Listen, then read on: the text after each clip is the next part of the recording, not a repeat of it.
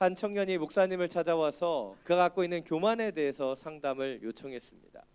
목사님, 저는 이 교만이라고 하는 것이 잘 이해되지 않습니다.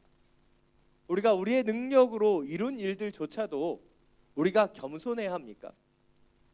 우리가 이런 일들에 대해서 우리가 한 것 같은데 왜 겸손해야 되며 그것으로 인해 하나님께 영광을 돌려야 하는지 저는 이해할 수 없습니다. 목사님은 이 청년의 질문을 받고 따뜻하게 그 청년을 바라보고 웃으며 말씀하셨습니다. 그것은 우리가 자랑할 일이 애초에 없었기 때문입니다. 멋진 그림을 통해 칭찬받는 것은 화가이지 캠퍼스가 아니고, 멋진 사진을 통해 칭찬받는 것은 사진사이지 필름이 아닌 것처럼, 우리는 주님의 도구이지 우리가 직접적으로 영광을 나타낼 수 있는 존재가 아니라는 것이죠. 우리의 임무는 모든 공로를, 모든 영광을 하나님께 올려드리는 것입니다. 여러분, 우리의 모든 것은 하나님께로부터 왔기 때문에 우리는 자랑할 것도, 우리는 내세울 것도 없어요. 그러나 그럼에도 불구하고 우리의 삶 속에 하나님 주시는 그 놀라운 영광이 임하는 것은, 우리가 모든 영광과 존귀를 하나님 앞에 올려드릴 때 우리가 그 하나님 안에 거하게 되고 그 하나님 안에서 그 영광을 누리게 되기 때문이죠. 그런데 안타깝게도 많은 그리스도인들의 모습을 보면 하나님께 영광을 올려드리고 그분 안에 거함을 통해 그 영광을 누리려고 하는 것이 아니라 스스로가 자랑하고 스스로가 자기의 영광에 도취되는 것을 보게 된다는 것이죠. 특별히 열심히 믿는다고, 열심히 기도한다라고 생각하는 분들이 더 많이 빠지게 되는 것이 자기 영광에 함몰되는 것이에요. 쉽게 몇 가지 예를 들어보겠습니다. 새벽을 깨워 기도하는 은혜가 있어서 새벽 기도를 잘 나오시는 분이 계십니다. 얼마나 귀합니까? 근데 그분이 새벽 예배를 나오다 보면 이런 생각이 문득 들어오는 거예요. 아, 난 이렇게 열심히 기도하는데 우리 교회 권사님은 왜 나와서 기도 안 하지? 이런 생각이 들어오는 거죠. 거기서 그치지 않고 이분이 열심히 특심해서 1년 동안 한 번도 새벽 예배를 안 빠지고 나오는 순간 더 놀라운 재앙이 임하게 되는 거예요. 왜입니까? 자신도 모르게 자아도취가 되는 거예요. 그리고 이렇게 자랑하게 되는 거예요. 나는 새벽 예배를 한 번도 안 빠지고 나오는 사람이야. 그래서 예전에 오늘의 교회 수석이신 박종길 목사님께서 권사님들에게 1년에 새벽 예배 한 번은 빠지고 겸손해지라고 말씀하셨어요. 그만큼 우리가 늘 우리의 행위에 대해서, 우리의 모습에 대해서 자랑하는 데 익숙해져 있다는 것이죠. 제가 예전에 금요철야를 담당할 때 이 스텝으로 섬겼던 집사님이 자신을 소개하면서 이렇게 말씀하셨어요. 목사님, 저는 금요철야를 너무나 사랑합니다. 그래서 저는 10년째 철야 예배를 한 번도 빠진 적이 없어요.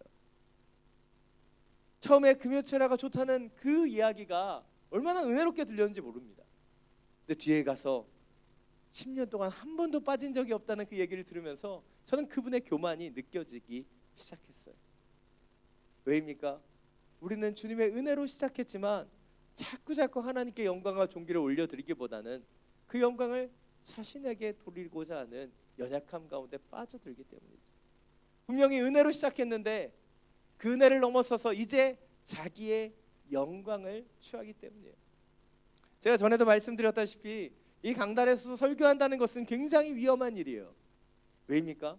언제든지 교만해질 수 있는 위기가 찾아오기 때문입니다. 제가 설교하다가 누군가 제 설교에 은혜 받는 것 같으면 그 순간에 교만이 막 찾아와요. 아, 내가 오늘 잘했나 보다. 그래서 여러분은 제가 그럴까봐 그래서 은혜 안 받으시잖아요. 그렇게 냉담한 표정으로 그 절제하시는 거잖아요. 아, 감사합니다. 예. 다시 오늘 본문으로 돌아와서 지난주에 말씀드렸던 것처럼 오늘 고린도 교회 성도들의 상황을 살펴보면 이들은 지금 거짓 교사들의 게임에 빠져서 바울이 전해준 복음이 아니라 바로 율법으로 돌아가고 있어요. 사도 바울의 사도권을 의심하고 그에게 예루살렘 교회의 추천서를 가지고 와서 증명하라고 이야기하고 있습니다. 바로 복음으로 시작했다가 은혜로 시작했다가 이 율법과 행위로 나아가고 있는 것이죠. 그래서 오늘 사도 바울은 고린도 교회 성도들에게 이 편지를 하고 있는 거예요. 거짓 교사들의 그 가르침, 그 율법과 자신이 전한 복음의 차이가 무엇인지를 그들이 깨닫기를 바라고 설명하고 있는 것이 오늘 본문의 내용이라는 것이죠. 오늘 본문 7절부터 11절 말씀 우리 다시 한번 함께 읽겠습니다. 죽음에 이르게 하는 돌에 새긴 문자의 직분도 영광스러워 모세 얼굴에 나타난 것 없어질 영광으로 인해 이스라엘 자손이 그의 얼굴을 주목할 수 없었다면 하물며 영의 직분에는 더욱더 영광이 넘치지 않겠습니까? 만일 정죄의 직분에도 영광이 있었다면 의의 직분은 더욱더 영광이 넘칠 것입니다. 이 경우 한때 영광스러웠던 것이 더 큰 영광이 나타남으로 인해 더 이상 영광스럽지 못하게 된 것입니다. 사라져 버릴 것도 영광스러웠다면 영원한 것은 더욱 영광 가운데 있을 것입니다. 오늘 본문에서 사도 바울은 옛 언약과 새 언약의 본질을 설명하기 위해서 반복해서 두 가지를 다른 언어로 대조해서 설명하고 있습니다. 여러분 한눈에 보시라고 PPT를 준비했어요. 제가 이렇게 친절합니다. 7절에 나타나는 옛 언약, 죽음에 이르게 하는 돌에 새긴 문자의 직분이라고 얘기하죠. 9절은 정죄의 직분이라고, 10절은 한때 영광스러운 것이라고, 11절은 사라져 버릴 것이라고 묘사하고 있어요. 이것이 옛 언약이고 바로 모세가 준 율법을 통해서 나타난 것이에요. 반대로 새 언약으로 이루어진 예수 그리스도께서 주신 복음은 무엇이에요? 영의 직분을 주는 것이고 의의 직분을 주는 것이며 더 큰 영광을 나타내는 것이고 영원한 것이라고 정의하고 있다는 것이죠. 이것을 비교하면서 사도 바울은 의도적으로 계속해서 얘기합니다. 더욱더 영광이 넘치지 않겠느냐. 이전 새 언약에도 영광이 있었지만, 이전에 옛 언약 가운데도 영광이 있었지만 주님이 주시는 그 새 언약 가운데 더욱더 영광이 넘치고 그 영광이 영원히 사라지지 않는 그 탁월한 것임을 설명하고 있다는 것이죠. 오늘 말씀을 통해서 우리는 크게 두 가지를 주목해 보아야 됩니다. 첫 번째는 문자의 직분이든 영의 직분이든 다 주님의 영광이 나타났다는 거예요. 다시 말해서 옛 언약이든 새 언약이든 그 가운데 하나님의 영광이 나타났고 그 영광의 근원이 다 하나님이셨다는 거예요. 생각해 보십시오. 모세가 십계명을 받을 때에도 그 얼굴 가운데 주님의 영광의 광채가 가득했던 것 무엇입니까? 주님의 영광이 그 자리 가운데 나타났다는 거예요. 새 언약의 뿐만 아니라 옛 언약에서도 분명한 영광이 있었다는 것이죠. 두 번째로 옛 언약 가운데도 영광이 나타났지만 새 언약이 주는 영광과는 비교할 수 없다는 거예요. 옛 언약은 사그러지고 옛 언약은 영원하지 않기 때문이지만 우리에게 주신 그 새 언약은 영원하고 그것은 우리를 살리는 주님의 언약이 되기 때문이죠. 오늘 사도 바울은 출애굽기 34장 29절부터 35절에 나타나는 모세가 십계명을 받고 내려오는 그 과정들을 설명하고 있어요. 그러니까 40일 동안 시내산에서 하나님의 그 영광 가운데 그 돌판에 새겨진 십계명을 받고 그가 내려왔을 때 그는 그의 얼굴 가운데 광채가 있는지 알지 못했습니다. 그런데 이스라엘 백성들이 모세의 얼굴 가운데 있는 광채를 보고 두려워하고 그에게 가까이 나오지 못하죠. 그래서 모세가 어떻게 합니까? 수건으로 그 광채를 가렸어요. 다시 말해서 문자의 직분을 받을 때도 그 하나님의 영광이 임했고 그 얼굴 가운데 그 광채가 가득했다는 것이죠. 그러나 이제 문자의 직분을 넘어서 영의 직분으로 주님이 우리 가운데 찾아오셨기 때문에 더 큰 영광이 임할 것이다 라고 사도 바울은 설명하고 있는 것이죠. 이것을 잘 보여주고 있는 것이 이 로마서 3장 20절과 로마서 1장 17절의 말씀이에요. 이것을 통해서 두 직분의 차이가 무엇인지를 우리는 잘 알 수 있습니다. 먼저 로마서 3장 20절 말씀입니다. 같이 읽겠습니다. 그러므로 율법의 행위로는 하나님 앞에서 의롭다는 인정을 받을 육체가 없습니다. 율법으로는 죄를 깨달을 뿐입니다. 율법의 기능이 무엇입니까? 율법으로 죄를 깨닫게 되는 거예요. 그래서 정죄의 직분이라고 얘기하는 거예요. 자기를 알게 하는 것, 자신의 문제를 보게 하는 것. 그러나 이 정죄의 직분을 율법이 쓰임 받지만 율법의 행위로는 하나님 앞에서 의롭다 인정받을 수 있는 사람이 없다는 것이죠. 반대로 새 언약의 그 역사를 통해서는 이 믿음의 사람들이 의의 직분을 받게 된다라고 얘기하고 있다는 것이죠. 로마서 1장 17절 말씀입니다. 자막을 통해서 함께 읽겠습니다. 복음에는 하나님의 의가 계시되 믿음으로부터 믿음에 이르게 합니다. 기록되기를 의인은 믿음으로 살 것이다 라고 한 것과 같습니다. 복음에는 하나님의 의가 나타나고 의인은 믿음으로 말미암아 살게 된다라고 하는 것이죠.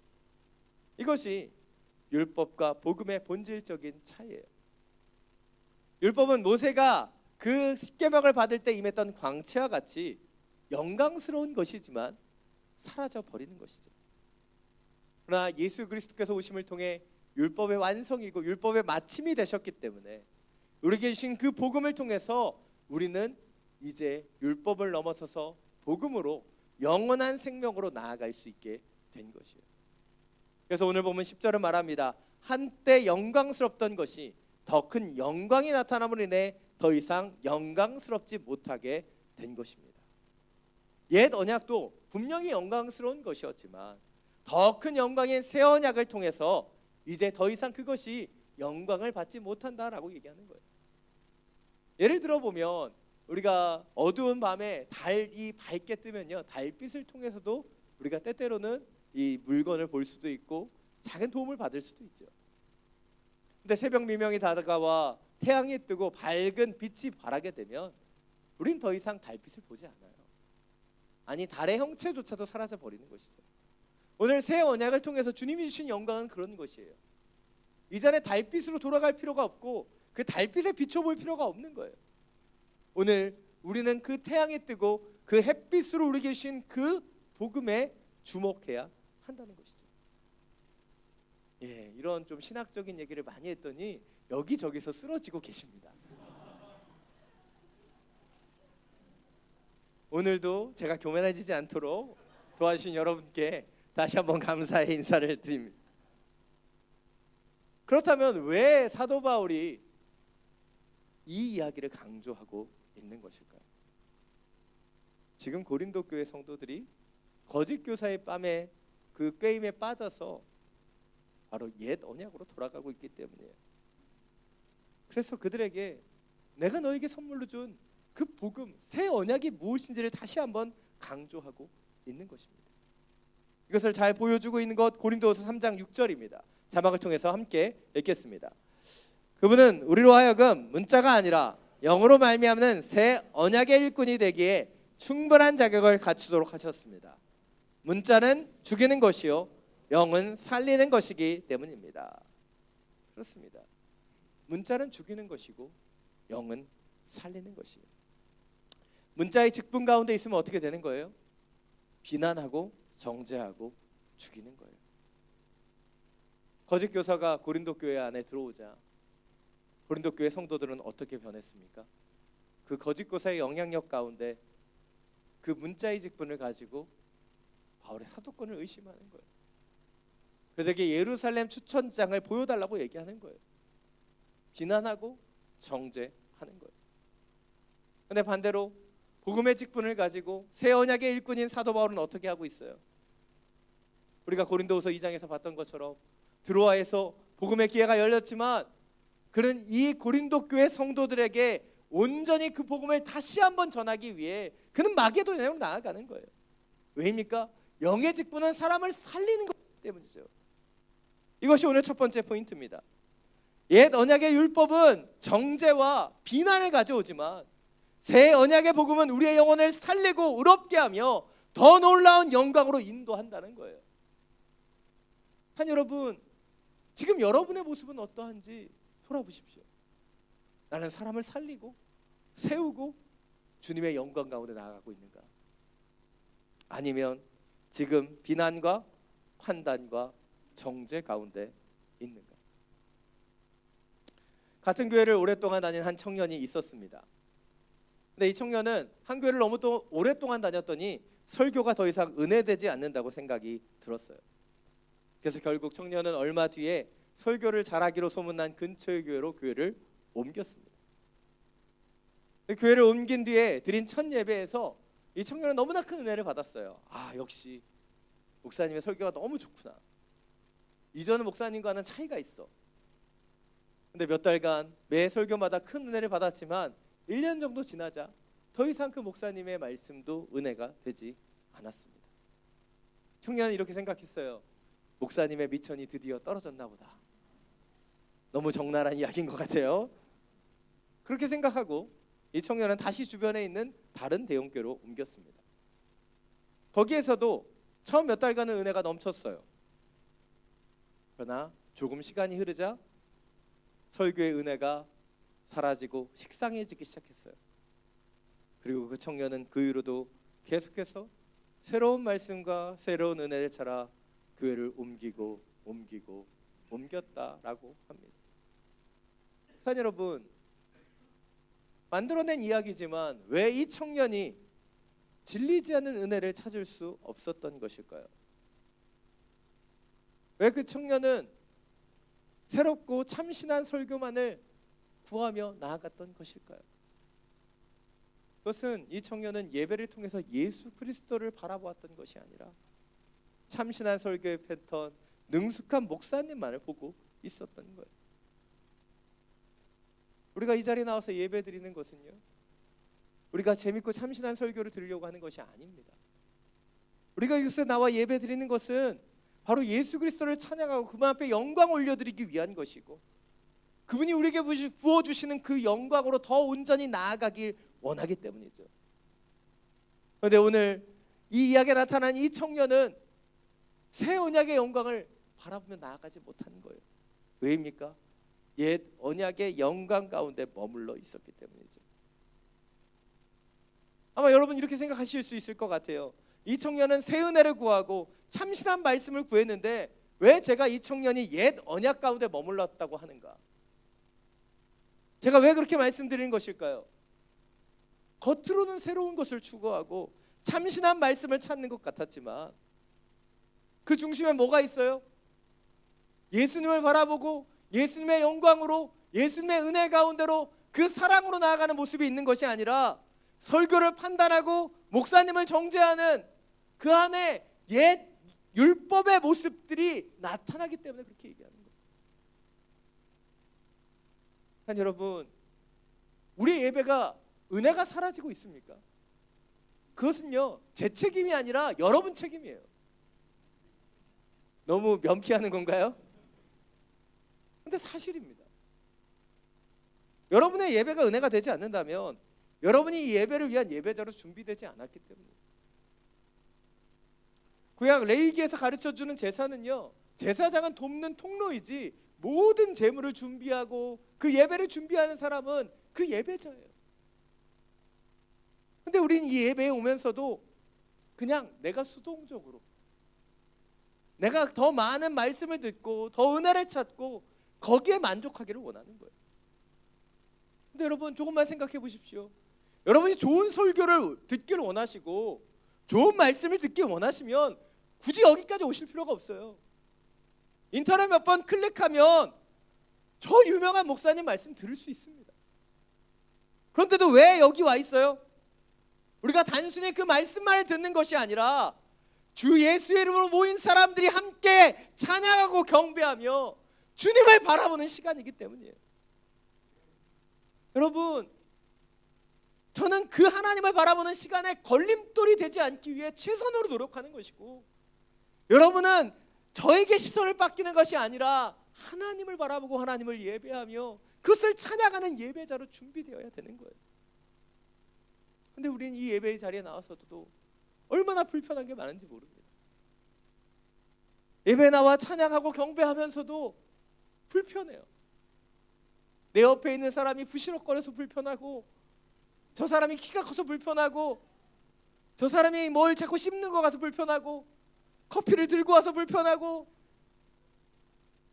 목사님의 목소리가 마음에 안 들고, 왜 이렇게 불만이 많은지 모르겠어요. 그러나 우리는 이 자리에 왜 와 있는 거예요? 새 언약의 일꾼으로 주님이 주시는 그 사랑을 느끼고 그 사랑을 통해 더 놀라운 주님의 영광으로 나아가기 위해 이 자리에 온 것입니다. 여러분, 옛 언약 가운데 있으면, 율법의 그 조문 가운데 갇혀버리면 우린 고린도 교회 성도처럼 되는 거예요. 판단하고 비난하고 정죄하게 되는 겁니다. 예배의 자리에 와서도 우리가 여전히 누군가를 향하여 그런 시선과 마음을 갖고 있다면 우리는 회개해야 되는 거예요. 우리는 새 언약의 일꾼으로 복음을 듣기 위해 온 것이고, 주님을 바라보며 주님의 사랑을 느끼며 그 사랑의 능력으로 나아가기 위해 이 자리에 왔기 때문이죠. 여러분, 우리 가운데 비난과 정죄의 그 옛 언약의 모습들을 털어버리기를 원합니다. 그리고 새 언약이 주는 의의 직분으로, 영의 직분으로 영혼을 세우고 하나님의 사람들을 사랑하며 세울 수 있는 그런 축복의 통로로 쓰임 받을 수 있는 우리 모두가 되기를 간절히 축원합니다. 오늘 본 12절부터 18절 말씀입니다. 다시 한번 함께 읽겠습니다. 우리가 이러한 소망을 가지고 있으므로 더욱 담대하게 말합니다. 모세가 없어질 것의 결과에 이스라엘 자손이 주목하지 못하게 하기 위해 자신의 얼굴에 수건을 썼던 것과 같은 일을 우리는 하지 않습니다. 그러나 이스라엘 백성의 마음은 완고해졌습니다. 그들은 옛 언약을 읽을 때 오늘까지도 수건을 벗지 못하고 계속 그대로 있습니다. 이것은 그리스도 안에서 벗겨지기 때문입니다. 오늘날까지도 모세의 글을 읽을 때마다 수건이 그들의 마음을 덮고 있습니다. 그러나 주께로 돌아갈 때마다 수건은 벗겨집니다. 주께서는 영이시며 주의 영이 계신 곳에는 자유가 있습니다. 우리는 다 벗은 얼굴로 주의 영광을 바라보는 가운데 그와 같은 형상으로 변화해 영광에서 영광에 이르게 됩니다. 이 일은 주의 영으로 말미암습니다. 아멘. 오늘 본문에서 사도 바울은 모세가 썼던 수건에 주목하고 있어요. 이 수건을 영적인 메타포로 사용해서 바로 옛 언약 가운데 머물러 있는 사람과 새 언약으로 나아가는 사람의 차이가 무엇인지를 보여주고 있다는 것이죠. 좀 전에 말씀드린 것처럼 모세가 십계명을 받고 내려왔을 때 그는 하나님의 영광의 임재 가운데 얼굴 가운데 광채가 가득했어요. 그런데 그가 그것을 수건으로 가렸던 이유는 바로 이스라엘 백성이 그에게 다가오는 것을 두려워했기 때문이고, 또한 오늘 본문에서 사월이 언급하고 있는 것처럼 바로 그 영광 자체에 주목하지 않기를 원했기 때문이에요. 더 자세히 이야기하면 그 영광의 강체가 모세의 것이 아니라 하나님의 것이었으며 그 강체가 곧 사라질 것임을 그가 알았기 때문에 그 강체를 가린 것이에요. 그런데 반대로 오늘 사도 바울은 이제 더 이상 그들의 얼굴 가운데 수건으로 가리지 않는다라고 얘기합니다. 그와 동역자들은 모세와 같이 자신의 얼굴을 수건으로 가릴 필요가 없다라고 얘기합니다. 왜 그렇게 얘기하는 것일까요? 그것은 첫 번째로 바로 그들 가운데 임하는 하나님의 영광이 이제 더 이상 수건으로 가릴 수 없는 놀라운 빛이며 놀라운 영광이기 때문이에요. 예전에 모세 때 주셨던 그 영광은 비교할 수 없는 놀라운 것이기 때문이에요. 두 번째로 그들이 그 수건으로 가리지 않는 이유, 모세에게 임했던 그 영광이 일시적이었던 것이지만 지금 사도 바울과 그 복음의 일꾼들에게 주시는 그 영광은 영원한 것이기 때문이에요. 마지막 세 번째로 주님의 영이 그들 가운데 있는 그 수건들을 이미 벗겨주셨기 때문에 그 수건으로 가릴 필요가 없는 것이죠. 오늘 사도 바울과 새 언약의 일꾼들은 주님의 영이 주시는 그 자유함 속에 거하고 있어요. 그런데 옛 언약 가운데 있는 백성들은 수건을 벗지 못하고 모세의 율법을 읽을 때마다 그 수건이 그들의 마음을 덮어버리고 있다라고 사도 바울은 이야기하고 있습니다. 오늘 사도 바울은 거짓 교사들의 모습을 이렇게 얘기하죠. 그들이 수건을 벗지 못해 더 완고해졌다. 그들은 모세의 율법을 읽으면서 그 수건으로 그들의 마음을 덮어 조문과 정죄의 영 가운데 더욱 갇혀갔다는 거예요. 예수님 때 수많은 율법학자들이, 바리새인들이 그랬던 것처럼 지금 이 거짓 교사들은 그들의 율법 가운데 갇혀 버린 것이죠. 반대로 사도 바울과 믿음의 동역자들의 모습은 어떠합니까? 그들은 주의 영이 계시는 곳에 주시는 그 자유함으로 나아가고 있죠. 그리고 그 영광을 바라보며 더욱 그 영광으로 더 깊이 들어가고 있는 것입니다. 이것이 오늘 두 번째 포인트입니다. 새 언약의 복음은 이전에 우리 가운데 있었던 수건을 벗겨버리고 우리를 예수님의 형상으로 변화시켜 영광에서 영광에 이르게 한다는 거예요. 영광에서 영광에 이르게 한다. 믿음의 사람, 새 언약의 사람은요, 멈추지 않습니다. 그들은 계속해서 변화되고 변화되며 주님의 영광으로 나아가는 사람이에요. 그러기에 우리 그리스도인의 최종적인 목표는 변화되고 성숙하고 계속해서 주님의 영광으로 나아가는 바로 성화의 과정 가운데 참여하는 것이죠. 그래서 믿음의 선진들은 우리에게 이렇게 이야기합니다. 오스왈드 챔버스는 이렇게 말했어요. 인간의 궁극적인 목표는 행복이나 건강이 아니라 거룩해지는 것이다. 마틴 루터는 얘기했습니다. 행복해지려고 몸부림치지 말고 거룩해지려고 몸부림쳐라. 조지 휘필드는 말했습니다. 성화는 영광으로 올라가는 사닥다리와 같다. 영광으로 올라가는 사닥다리. 그렇습니다. 우리가 주님 아래서 나아가는 영적인 벼단은 사닥다리를 올라가는 것과 같다는 거예요. 사닥다리에 그냥 머물러 붙어있는 인생이 아니라 그것을 밟고 계속해서 올라가 그 하늘의 영광을 더 가까이서 느낄 수 있는 그런 존재가 되어야 한다는 것이죠. 그런데 우리의 모습은 어떠합니까? 우린 더 성장하려고 하지 않아요. 더 주님 앞에 나아가려고 하지 않습니다. 왜입니까? 이 정도면 충분하다고 생각하는지도, 이 정도면 괜찮다고 생각하기 때문이죠. 단 여러분, 여러분의 믿음의 사닥다리 가운데 그냥 안주하고 계시지 않기를 원합니다. 주님 우리에게 원하시는 것은 이 영적 사닥다리를 계속해서 한 계단 한 계단 올라서는 거예요. 목회자로 살아가면서 제가 개인적으로 가장 싫어하는 말이 제가 젊었을 때 헌신 많이 했다는 얘기예요. 근데 예전에 받았던 은혜로 지금까지 쭉 사실 수 있을까요? 그렇다면 쉬십시오. 그냥 누리고 그렇게 머물러 계세요. 그냥 물이 고여 있으면 그 물은 썩는 거예요. 가만히 있는 것이 아닙니다. 그래서 하나님의 교회에서 하나님의 사람들은 새 언약의 일꾼이 되어 주님이 원하시는 변화의 자리로 영광에서 영광에 이르도록 나아가야 되는 거예요. 그런데 우리는 예전에 헌신 많이 했으니까, 지금 힘드니까, 일할 사람 많으니까 그것을 다른 사람한테 맡기려고 해요. 아니 여러분, 그것이 진정한 하나님의 은혜라는 것을 아신다면 양보하지 마세요. 여러분이 직접 그 영적인 사닥다리를 올라가야 되는 거예요. 우리가 그 자리를 잃어버리고 그 순종을 잃어버리는 순간에 우리의 삶 속에 위기가 찾아오는 거예요. 사도 바울은 고린도서 10장 12절에서 우리에게 이렇게 권면합니다. 그러므로 선줄로 생각하는 사람은 넘어지지 않도록 조심하십시오. 선줄로 생각한 사람은 넘어지지 않도록 조심하라는 거예요. 왜 그가 이렇게 권면했습니까? 내가 서 있다고 생각하며 안주하기 때문이에요.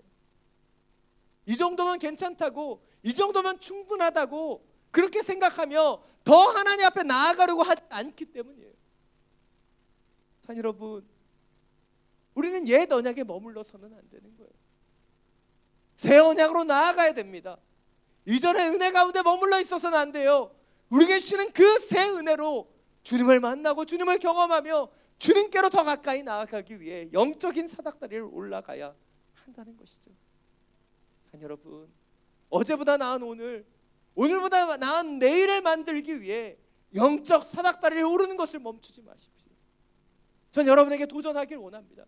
그리고 제가 제 스스로 도전하며 이 말씀을 준비해요.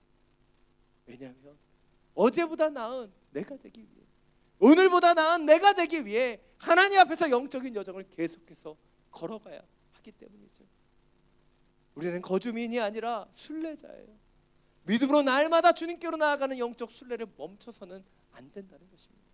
지금 내가 안주하고 있고 내가 만족하고 있고 내가 안위했었던 그 신앙으로 지금 서 있었다면 다시 한번 주님의 부르심을 따라 주님이 원하시는 것, 주님이 바라시는 것, 주님이 기도하길 원하시는 그 자리로 나아갈 수 있는 우리 모두가 되기를 간절히 축원합니다. 이 시간 원하고 바라고 기도합니다.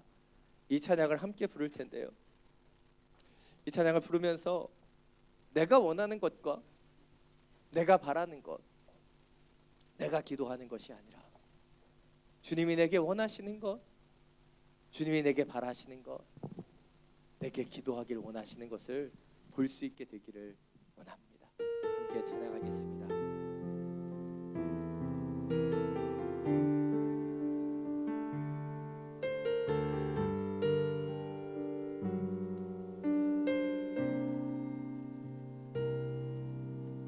이 세상을 살아가는 동안에 나의 힘을 의지할 수 없으니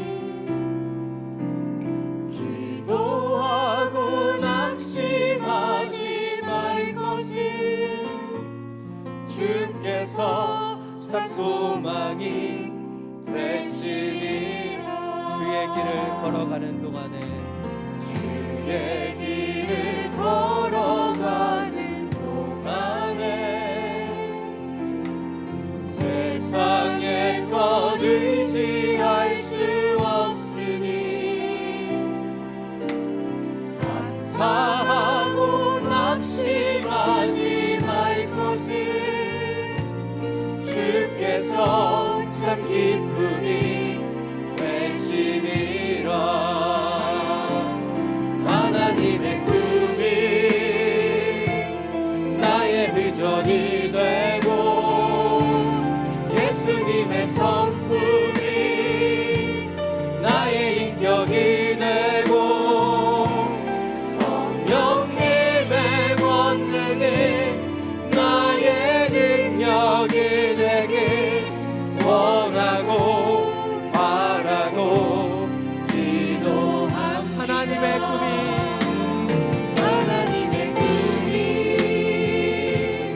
나의 비전이 되고 예수님의 성품이 나의 인격이 되고 성령님의 권능이 나의 능력이 되길 원하고 바라고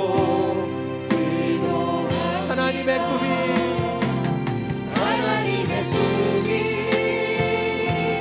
나의 비전이 되고 예수님의 성품이 나의 인격이 되고 성령님의 권능이 나의 능력이 되길 원하고 바라고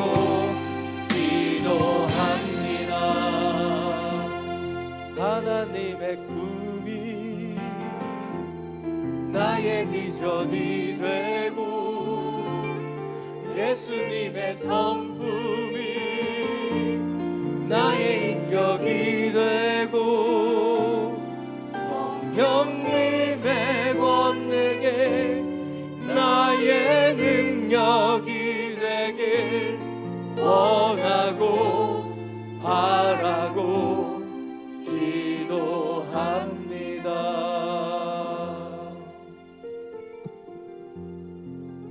이 시간 함께 기도하며 나아가기를 원합니다. 이 시간 기도할 때 지금 내가 원하고 바라고 기도하는 것이 무엇인지 돌아보기를 원합니다. 나의 만족과 유익이 어디에 있는지 보기를 원합니다. 그리고 다시 한번 우리를 부르시는 그 하나님의 뜻을 따라 하나님의 꿈이 나의 비전이 되고 예수님의 성품이 나의 인격이 되며 성령님의 권능이 나의 능력이 되기를 이 시간 간구하기를 원합니다. 왜 이 세상을 살아가면서 왜 지쳐가는가? 왜 정죄하고 비난하고 판단하며 살아가는가? 그것은 우리가 옛 언약 가운데 아직 머물러 있기 때문이죠. 이 시간 기도할 때 주님, 우리를 새 언약의 일꾼 되게 하여 주옵소서. 주님이 원하시는 것을 내가 원하고 주님이 말하는 것을 내가 말하며 주님이 원하시는 대로 기도할 수 있는 그런 하나님의 일꾼이 하나님의 사람이 되게 하여 주옵소서. 주님의 이름을 한번 부르고 함께 기도하며 나아갑니다. 주여, 주님, 우리를 세워내게 일꾼을 부르신 그 자리에서 원하고 말하며 기도하는 그런 인생을 살아가게 되기를 원합니다. 여전히 내가 원하는 것만을 원하고 내가 말하는 것만을 말하며 기도해서 널널한 인생이 아니라 우리에게 신그 써야오냐가 있잖아. 정지하며 판단하며 비난하는 인생이 아니라 살아가는 끝까지 살아가며 참고 인내하며 견뎌주며 예수님께서 그 복음을 우리에게 주셨던 것으로 누가에게 복음을 전하는 그 주님의 살리는 영이 되기를 원합니다. 살리는 사람이 되기를 원합니다. 영혼을 살리고 사랑을 살리며 주님 주신 그 생명을 전하는 축복의 공로가 되기를 원합니다. 주님, 내게 주신 당신의 마음이 무엇입니까? 내게 주신 사명이 무엇이었고 내게 주셨던 주님의 꿈이 무엇이었습니까? 내게 주님의 일을 감당하라고 권능과 능력을 주셨는데 지금 나는 무엇을 위해 그것을 사용하고 있습니까? 우리의 육신을 저 다시 한번 주의 말씀에 묵묵하여 주시고 하나님의 말씀대로 주어질 수 있도록 우리의 영혼을 새롭게 하여 주옵소서. 주님의 꿈을 꾸기를 원합니다. 주님의 성품이 임하기를 원합니다. 주님의 권능의 영으로 주님의 손으로 주님의 놀라운 영으로 새롭게 원합니다. 나만을 바라보는 인생이 아니라 멈춰져 있는 인생이 아니라 주님께로 더 가까이 영적인 사랑과를 올리시고 주여 우리의 인생을 원하시며 주옵소서. 영광에서 영광으로 주님이 주시는 그 영광에서 또 놀라운 영광으로 나아갈 수 있도록 주님 우리의 영혼을 만져주시고 이 예배를 통해 예수님만을 바라보며 예수님만을 찬양하며 예수님만을 경배하며 주의 영혼을 위하여 주옵소서. 사랑의 많으신 주님, 안주하고 있었던 우리의 영혼을 봅니다. 이 정도면 문제없지. 이전에 내가 가졌던 그 비전들, 주님이 주셨던 사명과 비전을 잃어버린 채 그냥 나의 환경과 상황 가운데 머물러 있었던 나의 연약함을 고백하며 기도합니다. 주님, 육의 영 가운데 매여져 있으면, 옛 언약 가운데 머물러 있으면 우리는 정죄하고 판단하고 비난하게 됩니다. 다시 한번 새 언약의 일꾼으로 우리를 불러 주옵소서. 주님의 그 성령의 영으로 우리 가운데 기름 부어 주셔서 사랑의 마음으로 품고 보듬어 주며 기다려 줄 수 있는 그런 주의 영혼들이 되게 하여 주옵소서. 비난하며 정죄하는 세상의 모습이 아닌 살아가다 끝까지 살아가는 예수 그리스도의 모습을 갖고 살아가게 하여 주옵소서. 간절히 기도합니다. 우리를 성장시켜 주옵소서. 주의 꿈을 꾸며 주의 마음을 가진 자로 주의 권능을 나타내는 주님의 도구로 주여 우리 기름 부어주시고 오직 주님의 뜻대로 우리를 사용하여 주시옵소서. 우리 주 예수 그리스도의 이름으로 기도드립니다.